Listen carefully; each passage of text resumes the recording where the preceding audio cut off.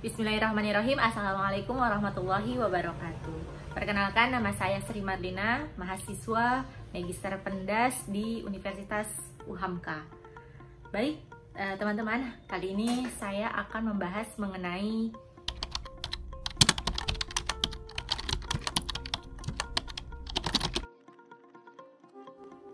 berbicara mutu pendidikan, berbicara komitmen jangka panjang.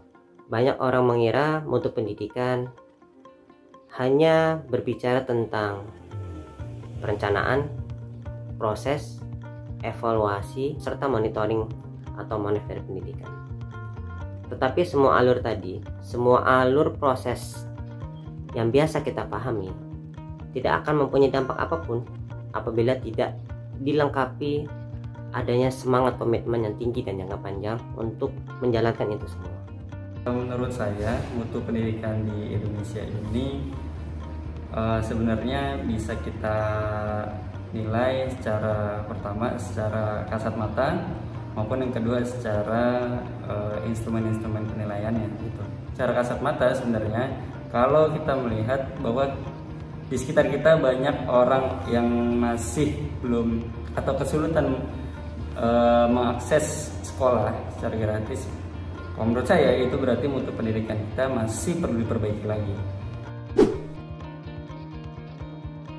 Baik, pertama kita akan mengulas terlebih dahulu tentang Indonesia. Indonesia merupakan negara yang memiliki sekitar 217.000 sekolah dan jumlah murid 45 juta serta jumlah gurunya 2,7 juta. Namun sayangnya kita adalah salah satu negara yang memiliki performa yang paling rendah. Baik, kita lihat menurut PISA.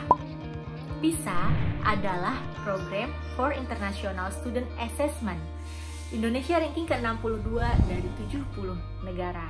Selain itu, ada riset terbaru dari Profesor Len Prinsep, yaitu seorang profesor dari Harvard University. Dia telah meneliti khusus anak-anak di Jakarta usia 15 tahun yang ternyata anak-anak di Jakarta itu ketinggalan 128 tahun dibandingkan dengan anak-anak di negara lain. Kita ini tertinggal di 3 bidang, yaitu Math, Science, dan Reading.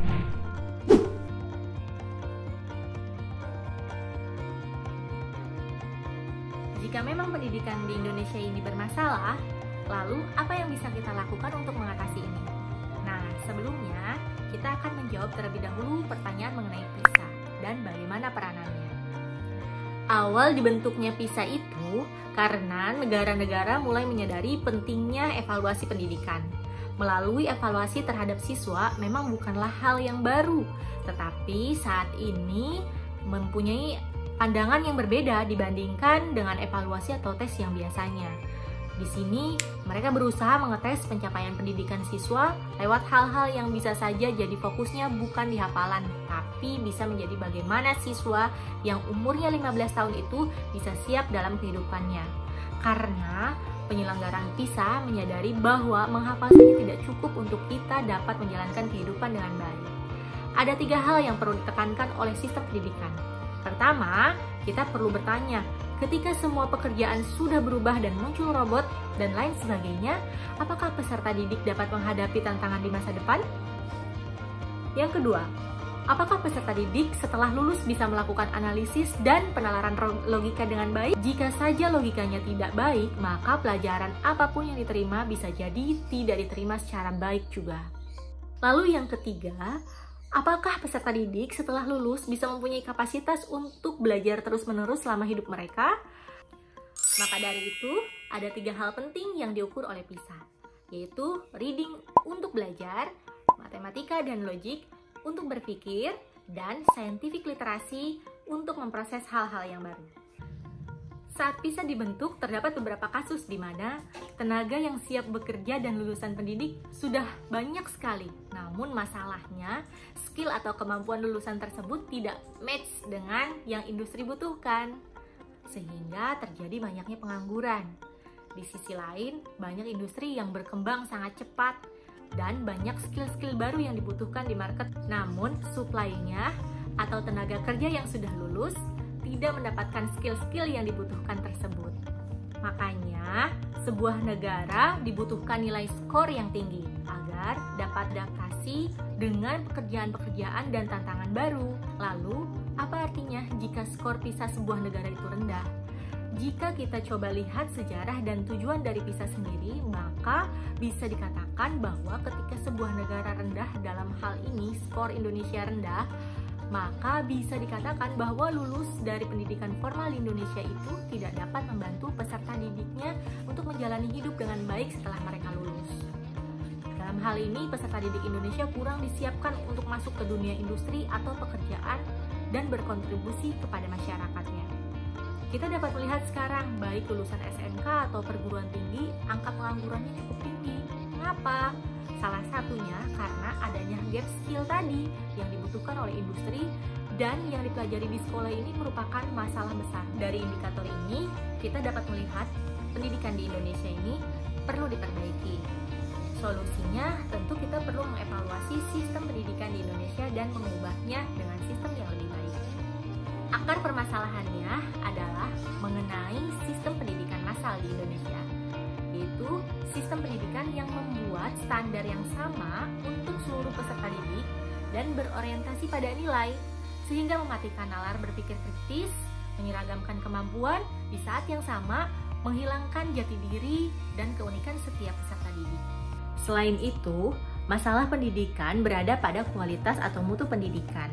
Faktanya, jumlah sekolah dan jumlah murid pada setiap tahunnya itu meningkat, namun tidak menjadikan pendidikan itu lebih baik, karena masih banyak sekolah yang belum sesuai dengan standar dan kemampuan gurunya yang masih jauh dari harapan. Pendidikan harus kita perjuangkan, karena merupakan kunci kemajuan di masa mendatang.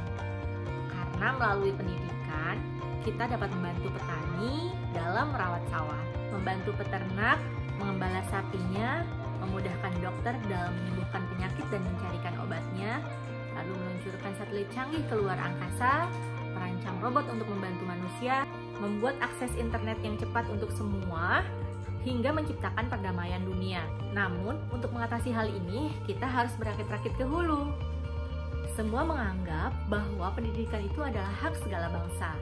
Maka, kita harus membangun sekolah yang bagus di desa-desa, melatih kemampuan guru, menyediakan makanan dengan protein tinggi untuk memperbaiki gizi anak, dan merombak kurikulum agar semua anak dapat berkembang sesuai minat dan bakatnya masing-masing. Terakhir, pendidikan Indonesia akan maju jika kita sebagai pelajar Indonesia memperbaiki diri kita sendiri. Walaupun mendapat nilai yang jelek, kita harus dapat menghargai proses belajarnya dan membuang jauh-jauh cara curang untuk mendapatkan nilai yang tinggi. Karena pada akhirnya yang kita butuhkan itu bukan nilai, melainkan rasa ingin tahu, kemauan belajar, keberanian untuk bertanya, rasa tidak cepat untuk berpuas diri, dan rendah hati bahwa semakin banyak yang kita ketahui, maka kita semakin mengerti bahwa kita itu tidak tahu apa-apa. Maka dari sanalah kita akan terus mencari, terus belajar tentang diri kita sendiri dan juga alam semesta. Jika diurutkan, masalah yang harus kita benahi memang panjang dan sangat banyak. Namun itu semua harus kita perjuangkan agar anak bangsa dari Sabang sampai Merauke bisa cerdas dan berguna bagi manusia sekitarnya. Dan ini didapatkan dari senjata yang paling ampuh bernama pendidikan. Seperti yang pernah disampaikan oleh Bapak Pendidikan, yaitu tentang tujuan pendidikan, bahwa untuk mempertajam kecerdasan, memperkukuh kemauan, serta memperhalus perasaan. Alhamdulillahirrabbilalamin. Terima kasih semuanya. Mohon maaf jika ada kesalahan data atau kesalahan ucapan. Wassalamualaikum warahmatullahi wabarakatuh.